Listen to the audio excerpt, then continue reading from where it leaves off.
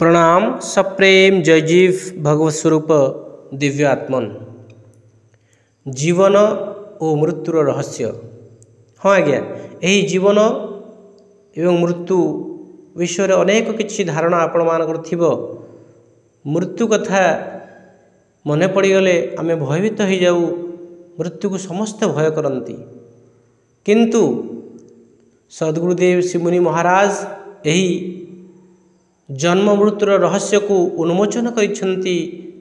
तांकर जो अमृत वाणी माध्यम से जन्म मृत्युर रहस्य को रहस्य होई रहिबा को देइनांती, से ताको खोली देइछंती, ताको सरल व्याख्या करिसेंती, जहाको जानिले निश्चित रूप रे जणे सुखी आनंदित शांति रे जीवन यापन करि परिबो।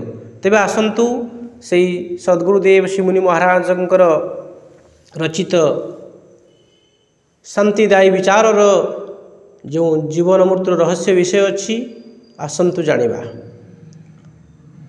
बालक युवक पुरुष माने हसुथिबा खेलुथिबा और डेउथिबार देखि केतक साधु सन्थ और महात्मा माने कहंती जे ए अज्ञान मूर्ख को जणा नहीं जे ताकू दिने मरिबाकू हेबो। काल मुंड उपरे नाचुछि, ताहार कोनोसी ठिकणा नहीं, केतेबेले आसीजिवो। यह सत जे एपरि साधु सन्थ निजे अज्ञान अटंती, जे अमर अविनाशी अनादि और अनंत, से काल और मृत्यु को खातिर करेना। आमे स्वरूप रे आनंदमय, एणु यही आनंदमय सच्चिदानंद और आनंद कंदर सुखरे बुलिबा और आनंदरे उछुली पड़िबा एवं चिंता रहित होई प्रसन्नता सहित चमकिबा आमर स्वभाव अटे। आमको शांति रे बसिबाकू दियो, सुखरे शोइबाकू दियो, निश्चिंत होई बुलिबाकू दियो और आनंद सहित हसरे उछुलित होई डेइबाकू दियो। संसार रे कोनोसी अणुर नाश हुएना, अविनाश उत्पन्न सबु अविनाशी अटे। सूर्य अस्त हेबा परे सूर्यर नाश हुएना। स्थूल वृक्ष किछि दिन परे सूक्ष्म बीज रूप रे आसे, पुणी बीज वृक्ष रे परिणत हुए। सूक्ष्म शरीर स्थूल शरीर उत्पन्न हुए, स्थूल पुणी सूक्ष्म रूप रे अदृश्य हो जाए। मृत्यु ना आत्मार ना शरीर हुए। आत्मा बिना शरीर रही पारिबो नाही। आज पर्यंत शरीर रहित आत्मा को कई अनुभव करी नाही। आत्मा सर्वदा शरीर रे रहे, स्थूल हेउ बा सूक्ष्म हेउ।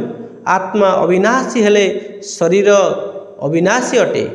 यही जीवन और मृत्यु तत्व को बुझ, सब चिंता सब विपत्ति सब दुख चली जाई तुम हृदय शांत और प्रसन्न आनंदमय हो जिवो।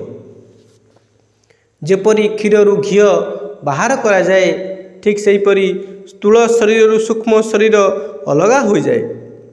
जीवित समय रे सूक्ष्म और स्थूल शरीर उभय शरीर थाए, मात्र मृत्यु परे सूक्ष्म शरीर रे आत्मा वास करे। आत्मा केबे बिना शरीर रे रहे नाही। विदेह मुक्त आत्मा सूक्ष्मादि सूक्ष्म शरीर रे रहे। सूक्ष्म शरीर अन्य नाम संकल्प बा मनोमय शरीर अटे। आत्मा और आत्मार संकल्प सर्वदा साथी रे रहंती। संकल्प रूपवान पदार्थ अटे। यार कारण शरीर बा सूक्ष्म शरीर होई पारे। सूक्ष्म शरीर बा स्थूल शरीर, जेकोसी शरीर सबु समय रे आत्मा सहित थाए। बिना शरीर रे कोनोसी बिना शरीर आज पर्यंत आत्मा केउठी देखा जाइछि ना सुना जाइछि ना अनुभव करा जाइछि। केवल आत्मा अमर नुहे, शरीर मध्य अमर। तुमे अमर और अविनाशी अट। तुमको मृत्यु रोग दोष विपत्ति और पाप छुई पारिब नाही। यही वास्तविक तत्व को भल भाव रे विचार करी जदि एहाकु तत्व रे बुझिजिवो, तेबे हृदय भितरे अपूर्व शांति और आनंद अनुभव हेबो।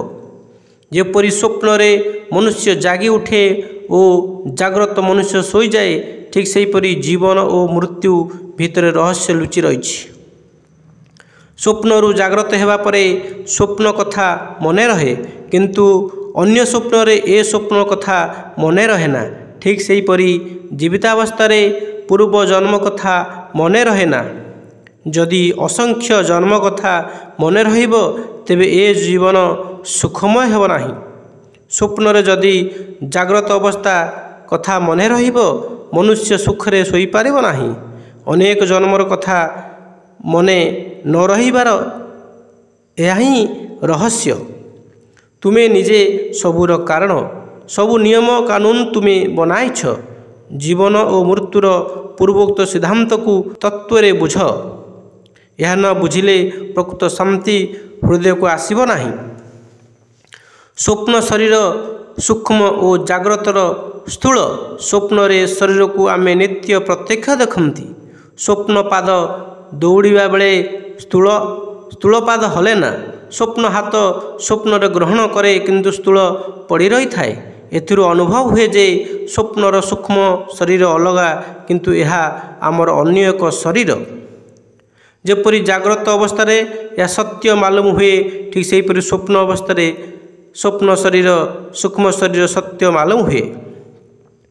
ନିଜେ ନିଜ ଅବସ୍ଥାରେ ଉଭୟ ସତ୍ୟ ଓ ଉପଯୋଗୀ ଅଟନ୍ତି।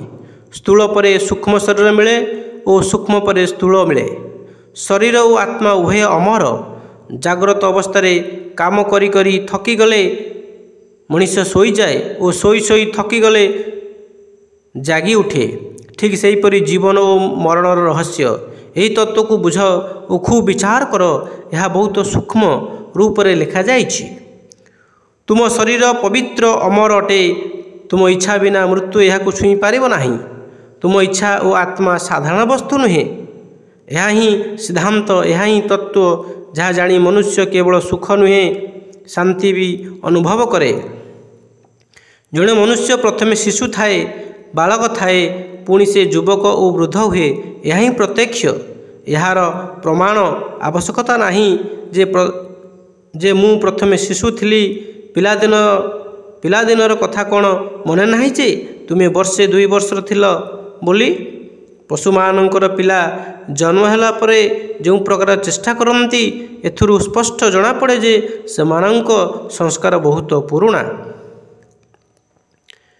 ବାଳକ ଜନ୍ମ ନେବା ପରେ ପୂର୍ବ ଜନ୍ମ କଥା ସ୍ମରଣ କରି ହସେ, କାରଣ ଯେଉଁ କାରଣ ପାଇଁ ହସାଯାଏ ତାହା ଏହି ଜନ୍ମର ଜାଗ୍ରତ ଅବସ୍ଥାରେ ସେ ବୁଝିନଥାଏ।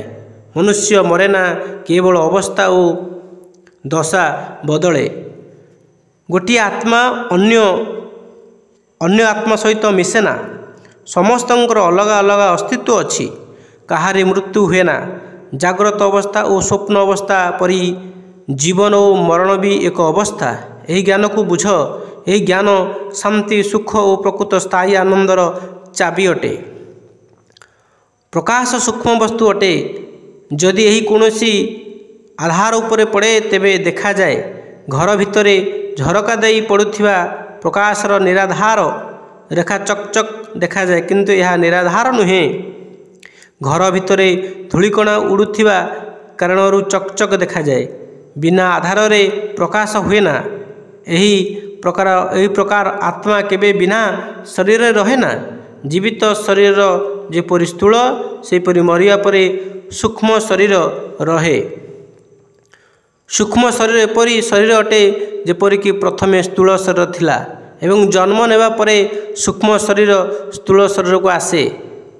ଏଥିରେ କିଛି ପରିବର୍ତ୍ତନ ହୁଏ। ଜାଗ୍ରତ ଅବସ୍ଥା ଶରୀର ଅନୁସାରେ ସ୍ୱପ୍ନ ଶରୀର ହୁଏ ଓ ସ୍ୱପ୍ନ ଅନୁସାରେ ଜାଗ୍ରତ ଅବସ୍ଥା ହୁଏ, କିନ୍ତୁ ବେଳେବେଳେ ଏହା କ୍ରମଶଃ ପରିବର୍ତ୍ତନ ହୁଏ। ଯଦି ଏହି ଚକ୍ରରେ ଇଚ୍ଛା ଓ ସଂକଳ୍ପ ଶକ୍ତି ପ୍ରୟୋଗ ନ କରାଯାଏ ତେବେ ତାହା ନିୟମ ଅନୁସାରେ ରହେ, କିନ୍ତୁ ଇଚ୍ଛାଶକ୍ତି, ଆତ୍ମବଳ ଓ ଯୋଗ ବଳରେ ଏହି ଚକ୍ରକୁ ଅଟକାଇ ଦିଆଯାଇପାରେ। ଆମେ ଏ ଶରୀରକୁ ଯେତେ ପର୍ଯ୍ୟନ୍ତ ଚାହିଁବା ରଖିପାରିବା। ବିନା ସତ୍ୟ ଜ୍ଞାନରେ ମନୁଷ୍ୟ ଜୀବନ୍ମୁକ୍ତ ହୋଇନପାରେ। ଯେପର୍ଯ୍ୟନ୍ତ ତୁମେ ଜୀବନ୍ମୁକ୍ତ ନୁହଁ ସେ ପର୍ଯ୍ୟନ୍ତ ପ୍ରକୃତ ଆନନ୍ଦ, ପ୍ରକୃତ ସୁଖ ଓ ପ୍ରକୃତ ଶାନ୍ତିର ଅନୁଭବ ହେବ ନାହିଁ।